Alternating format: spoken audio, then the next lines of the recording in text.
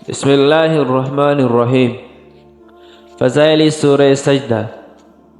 سورہ سجدہ وہ سورت ہے جسے حضور صلی اللہ علیہ وآلہ وسلم نے کثرت سے پڑھا ہے، اسی لیے اس کی فضیلت اور برکت بے فنا ہے۔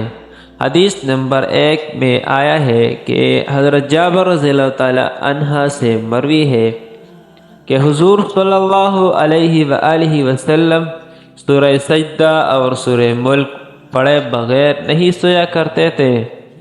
حدیث نمبر 2 حضرت ابن عمر رضی اللہ تعالی عنہ سے روایت ہے کہ جو اس سورت اور تبارک کو مغرب اور عشاء کے درمیان پڑھے گویا اس نے لیلۃ القدر کا قیام کیا۔ سورہ سجدہ قیامت کے دن اس طرح آئے گی کہ اس کے 2 بازو ہوں گے اور اپنے پڑھنے والے پر پردہ کرے گی اور فرشتوں سے کہے گی کہ اس شخص پر کوئی راستہ نہیں، اس پر کوئی راستہ نہیں، یعنی اس کو مت پکڑو، اسے چھوڑ دو۔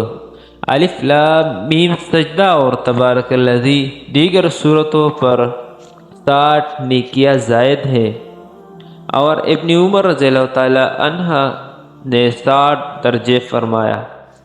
حدیث نمبر 3 حضرت ابو ہریرہ رضی اللہ تعالی عنہ سے روایت ہے کہ حضور صلی اللہ علیہ وآلہ وسلم نے جمعے کے دن نماز فجر میں سورہ الف لام میم تنزیل السجدہ پڑھا کرتے تھے۔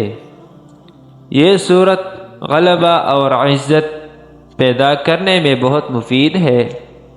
اگر کوئی شخص ملازمت کرتا ہو اور اس کے افسران بالا اس سے خفگی اور سختی سے پیش آتے ہو تو اسے چاہیے کہ 7 روز تک بعد نماز فجر اس سورت کو 3 مرتبہ روزانہ پڑھے۔ انشاءاللہ افسران بے حد مہربان ہو جائیں گے۔